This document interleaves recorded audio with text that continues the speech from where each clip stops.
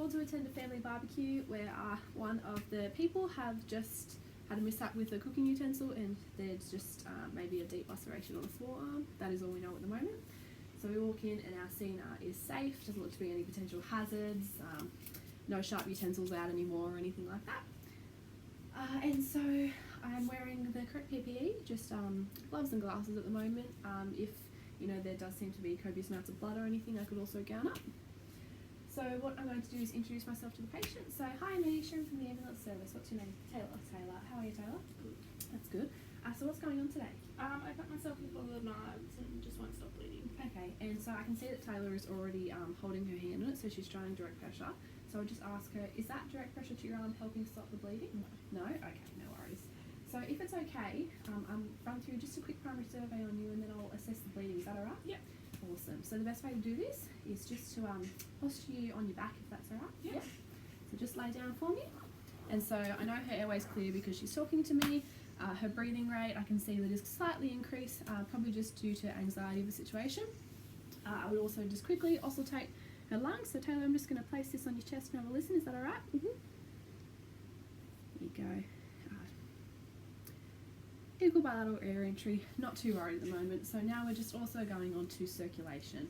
And so I can see that Taylor's already holding her arm up in the air, which is fantastic. So I'm just having, I just ask you to take your hand away from the wound? So I'm having a look and there is a deep laceration there. Can't tell if it's arterial or not at the moment, but it is profoundly bleeding. So what I might just do is if you can hold on to that while I'll just prepare a pad and dressing. Okay. So what I'm doing is I'm just grabbing out a pad and I'll just apply it to the wound and see if direct pressure will help to slow the bleeding. So if you could just hold that there for me, Taylor. Thank you. And I'm just going to bandage up this and see if we have bleedings through this bandage. And if so, we will apply a second pad and a second bandage. So you can let go for a sec, Taylor. I'm just going to wrap it around.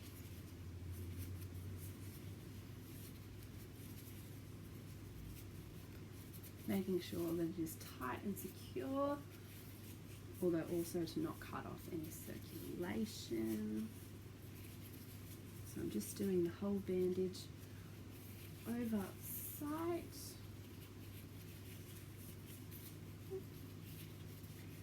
Okay, I'm just going to tuck it in at the top there. And now that I've popped that on, I'm just going to assess her pulse. So it is regular but quite rapid, so she's quite tachycardic. I'm going to assess the cap refill while that's on. So it is about 2 seconds, and can you just hold my hand for me? That's perfect. And so what we would do is we would see if as time goes by, if that still bleeds through that. And so in this situation, yes it has. So what we're going to do is apply a second pad and bandage and see if that will slow the bleeding. Making sure that the pad is sterile. Taylor, could I just get you to hold that there again? Yep, perfect.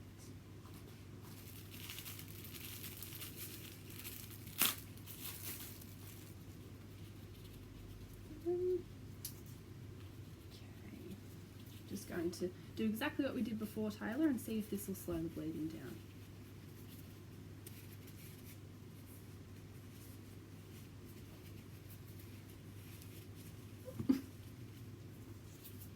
That's all right.